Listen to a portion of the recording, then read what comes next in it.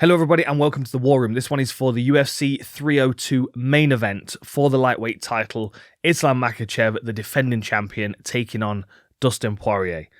An interesting one for a variety of different reasons. Of course, Dustin Poirier is, both at the tail end of his career and right at the peak of this level of competition. Of course, fighting for the world title against Makhachev. When you get to the stage that you get to in Poirier's career, with the experience that he's had and the time that he's spent at the top level, you can never ever count them out, because they have seen pretty much everything there is to see, and they've rounded out their game to at least have the tools to deal with those things. Now, it comes down to reaction timing and conditioning sometimes, and they're areas where Islam Makhachev has potentially got Dustin Poirier beat. But, at the same time, experience can make up for a lot of those things at the same time. Now, I'm saying experience. Dustin Poirier's got 39 fights, if you can include the no contest. Makhachev's got 26, and he's won 25 of them. The one loss, of course, was to Adriano Martins, which was seeming like a lifetime ago now. I mean, he's on such a win streak, in fact. What win streak is he on? Someone's screaming at the screen right now. 1, 2, 3, 4, 5, 6, 7, 8, 9, 10, 11, 12. A 13-fight win streak. Incredible. Every time I see him in there, he's showing new levels to his game. Whether that's his ability to stay calm under pressure, whether that's his ability to pick his shots, know when to counter, his control from top position, his ability to listen into his corner and to be coached in high pressure situations. Very, very impressive. And then, of course, the beautiful head kick that he landed against Volkanovski, which kind of parallels Dustin Poirier's last defeat. Okay, let me quick tell the tape, and then we'll talk a bit about technical stuff. So Makhachev with the 1-inch height advantage at 5'10", Dustin Poirier with the 2-inch reach advantage at 72 inches. As I said, 25-1 for Makhachev. That's 5 knockouts and 11 submissions. 2 arm triangles, 3 rear naked chokes, 3 arm bars, a kimura, a triangle, and an inverted triangle. Poirier on the other side, 30 wins and 8 losses, 15 knockouts. That's a 50% knockout ratio if you're looking at his wins. 8 wins by submission. So, he's finishing, 23 stoppages out of 30 fights. Very, very impressive, especially because he's been fighting at this level for the vast majority of his career. You can go down Dustin Poirier's record and you will recognize the names all the way into the beginnings of his career. Look, his first loss in 2010 was to Danny Castillo, and then he went on a run WEC and then into the UFC before he lost to the Korean Zombie. His career spanned weight classes, and he's always been competitive. It's one of the most impressive things about Dustin Poirier, his ability to kind of ride the evolution of MMA as it's happened in front of him, and to be not only competitive but still competing at the top level and finishing guys as well. 8 submissions on the record of Dustin Poirier. 1 rear naked choke, 4 arm bars, including the 1 arm bar triangle that he got against Max Holloway, 2 D'Arce chokes, and the body triangle against Pettis. The weird kind of... Yeah. So, if you're Poirier and you're coming into this fight against Islam Makhachev, you know you're dealing with someone that's got a dangerous skill set in every single range. Now, of course, if Islam can close distance down to get his hands on you, if he can get you up against the fence so he can start chaining his takedowns together, this is where Islam is going to be at his best. Although, having said that, his striking skills in the last few years have been very, very impressive.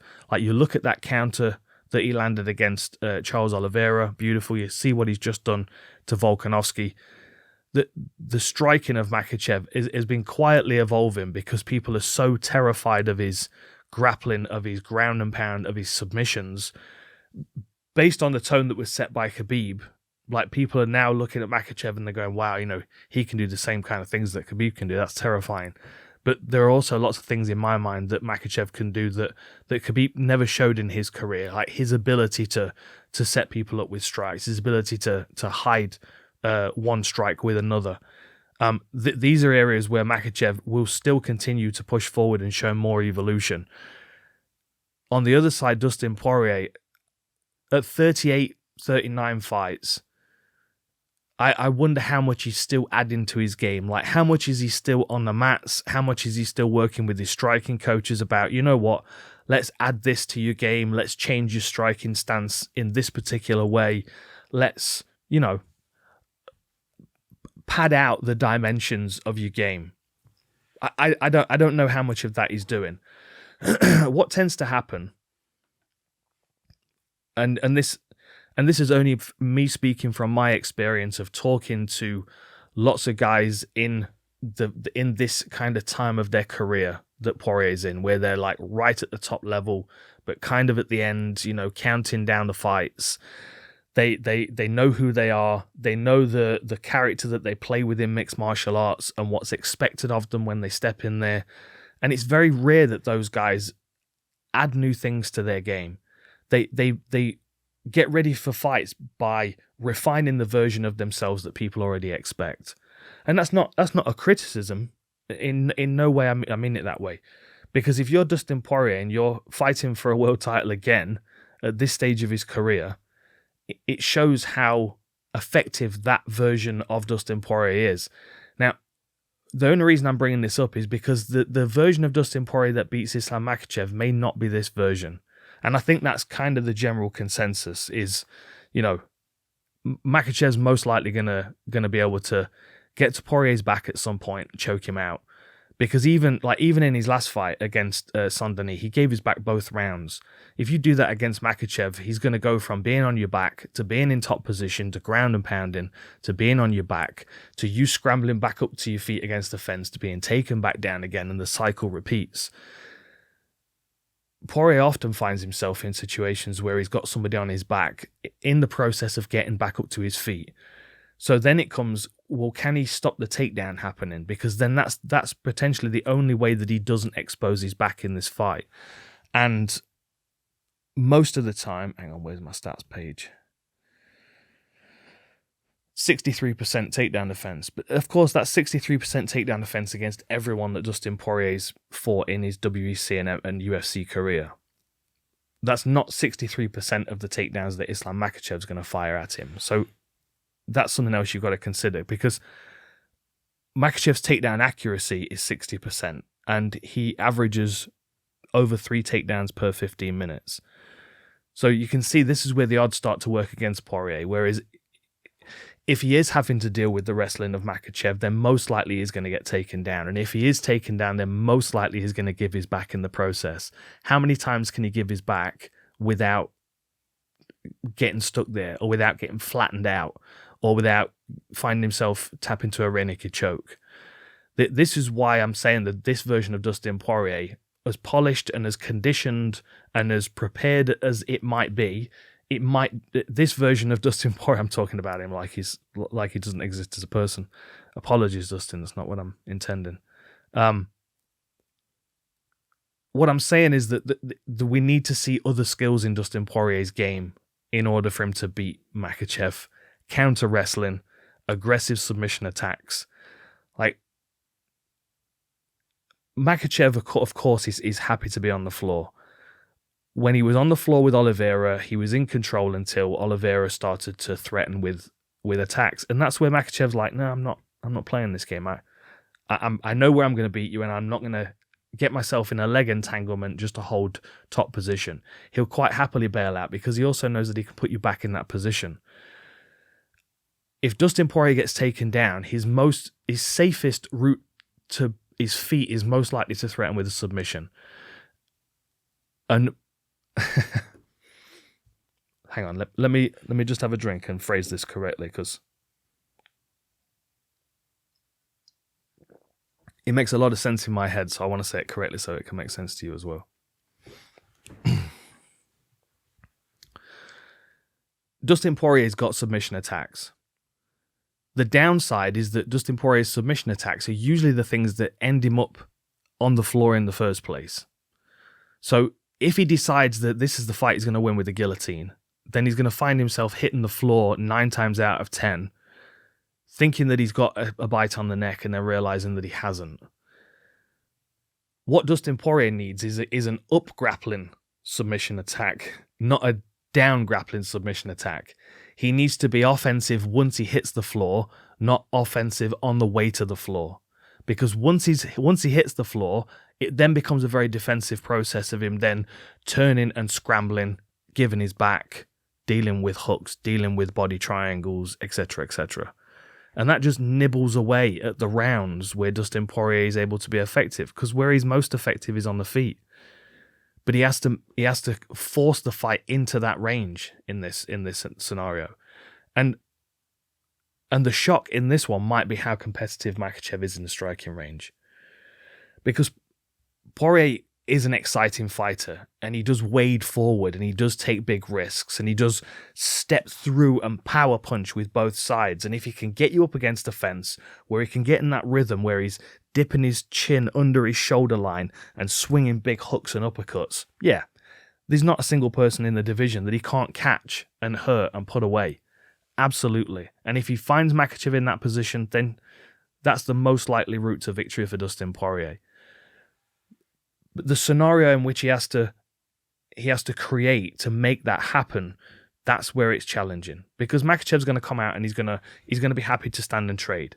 Southpaw v Southpaw means that lead leg attack is on. They're both going to try and eat that lead leg up. But the difference is Makhachev can wrestle through that range. If Dustin Poirier starts throwing those calf kicks, he's vulnerable not only to the counter punching, but the wrestling. If Makhachev starts throwing those kicks at Poirier's most likely not going to try and counter with wrestling. That would be a new skill set to his game, which is what I'm talking about. Not necessarily a bad idea. If Poirier's got the conditioning to be able to try and fail, then I would be encouraging him to try and wrestle instead of, trade punches for kicks in those scenarios. And this kind of takes me back to, I actually thought it was the Countdown show, but it wasn't. It was a Countdown show that someone's put together. I don't know whether the actual Countdown shows up. I've not caught it at the time of recording this. Have you seen it, Jamie? I think it's out now. Is it out now? Yeah. Well, the clips I've seen, all the clips I've seen so far of Dustin Poirier training for this fight, they've all been conditioning. And tell me if I'm wrong, if you found something somewhere else where you can see him hitting pads or working on his jiu-jitsu technique or something. Almost everything I've seen is him conditioning. Like, he's doing sprints, he's doing like plyometric footwork drills, he's lifting, he's doing basically everything to get himself in peak physical condition for this fight. And on the other side, what I'm seeing is Makhachev's just sparring. He's touch sparring, he's wall wrestling. Like, the conditioning is supplementary to Makhachev, because it's almost like, well, that's there. I don't need to focus my energies on that. So that's another concern, is because if that does show a balance in training, that shows that Makhachev is confident that his conditioning is not questioned over 25 minutes, and I don't think it would be unless Poirier is a very, very different wrestling offensive animal to what we've seen previously. But even then, like, you go back to Makhachev against Arman Tsarukyan's UFC debut, I think it was. Like, that was 15 minutes of like a ferocious pace of wrestling, and Makhachev didn't get tired. So what I'm seeing and what I'm saying from that is that, to me, Dustin Poirier is going to try and be the best version of the version that we've already seen. And he's going to try and put a really, really strong pace on Makhachev. He's going to try and hit him with volume of punches. He's going to try and chase his neck. But that can also mean that he's going to keep going through the cycle of punch, Makhachev, level changes. I'm going to wrap him in a guillotine. I've got it. Oh, damn, I don't have it. Have I got it? No. Now his head pops out. Now I'm in half guard. Now I'm working back to my back. Now I've exposed my back. Now he's got hooks in, and I'm, hang on. You know what I mean? It's like this process is, even if you land a few punches, or you even get a bite on the neck for 10 seconds, and one of the judges is like, well, that was we'll make a note of that in favor of Dustin Poirier for this round.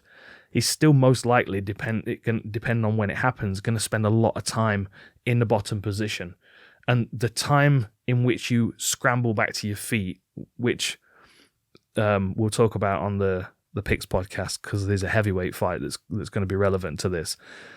The more times that you have to do that, the more time between there is. Like, you get taken down in the first round, you scramble back to your feet in 10 seconds. Then you get taken down again in that round, and it takes you 20 seconds to get back to your feet. Then the second round starts, and you get taken down. And then you've got 45 seconds till you get back to your feet. But then you're back on your feet, and you spend a minute there, and you throw a few shots, then you get taken down. Then you spend the rest of the round on the floor. Then the third round starts, you get taken down, then 2 minute goes. Then you can understand what I'm saying. It's even more accentuated in the heavyweight division. Derek Lewis is a good example. Like, you watch Derek Lewis, Jailton Almeida, he gets taken down, and in the first round, he's like, nope, getting up. And that energy and enthusiasm dies very quickly. Not as much in the lightweight division as it does in the heavyweight division, of course, but it still does play a big factor. And the more tired you get in those scrambles, even if you do have supreme conditioning to get back up to your feet 25 times in 25 minutes, you're going to get more sloppy each time, which means that your mistakes that you're making when you're exposing your back, etc., they become more obvious. And this is where Makhachev, I feel like he's going to have the strongest skill set in this fight, where he can keep putting Poirier through this cycle and force him to deal with his top pressure and his submissions. Like, if I'm Dustin Poirier, like, there are lots of things that Dustin Poirier does that can be useful in this fight. Don't get me wrong. Chasing a guillotine, chasing a Darce is not necessarily one of them. If I'm in his corner, I'm saying, look, you've got to counter wrestle. It's the only way that you're not going to be defensive for the majority of the time. Even if you counter wrestle to a position where you can then disengage, you know?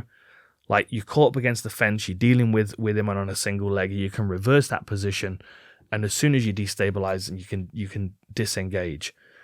This is where I feel like Poirier can sort of build out his game to be more formidable of an opponent for Makhachev. As it is right now, I feel like Poirier is going to come in expecting Makhachev to want to wrestle with him, because Dustin in his mind is thinking, I'm going to have the striking advantage here, so I'm going to use that striking advantage, which is going to force Makhachev to wrestle. And Makhachev is going to go, well, I've got the wrestling advantage, but I quite fancy my chances of striking in this one. And then it becomes quite a back and forth striking match, where I don't like to make predictions necessarily on these, but I could see Dustin Poirier being the one to initiate a takedown and then getting guillotined by Makhachev. That's certainly something that Dustin Poirier's got to be aware of, because Makhachev, 11 submissions and a nice variety of submissions, arm attacks and neck attacks, rear naked chokes, arm triangles, no guillotines on his record, but that doesn't mean that that's not going to change. What else? Power is an interesting one, because I do feel like Dustin Poirier can generate a lot of power. I don't necessarily feel like he's naturally the more powerful fighter, though. I think this is where Islam Makhachev again is underestimated, mainly because you remember what he did to Gleison Tibau. He dipped into a takedown feint and then came up with a punch, knocked him out, and then still went in as if he was going to take him down. Didn't intend on knocking him out. I feel like the next phase of Islam Makhachev's career is going to be him being a striker and being a really dangerous striker as well. I think he's got natural power, and I do feel like if Dustin Poirier gets in a trade with him, we might see Makhachev clip him and hurt him. Poirier's got to be super cautious and smart coming into this one. Pacing is going to be a thing, but not being his usual self is going to be an important piece to this as well. Offensively wrestling against Makhachev and just keeping him guessing as to what's coming next, dipping into takedowns, coming up with strikes, high kicks, side kicks, whatever Dustin Poirier can do to give Makhachev a different look to what he's expecting.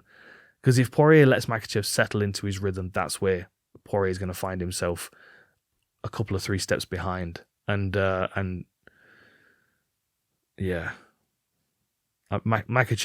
he's at his peak right now, but there are still levels to his game that we're going to see. Whereas Dustin, he's already kind of feeling like he's on his way out. Like, might be the last one, might have a couple more. It never normally bodes well, that mentality, especially when the person has spent 15 minutes out wrestling you and you just kind of had enough. So it's an exciting hit and hope kind of evening for Dustin Poirier, if you like. He's going to be swinging for the fences, trying to connect with something, and he's going to be trying to snatch guillotines if he's being forced to defend takedowns a lot of the time. All of which can make it very interesting. The guillotines can certainly create scrambles, but they can also get him tangled up in positions where he finds himself on his back. Man, it is a big ask, but big respect to Dustin Poirier for the career that he's had and for the willingness to, first of all, step in there against Saint-Denis and risk his position in the rankings, but second of all, to step in there against Makhachev, knowing full well what you're going to be up against on the night. It's going to be an interesting one, for sure. Enjoy. I'll see you next time.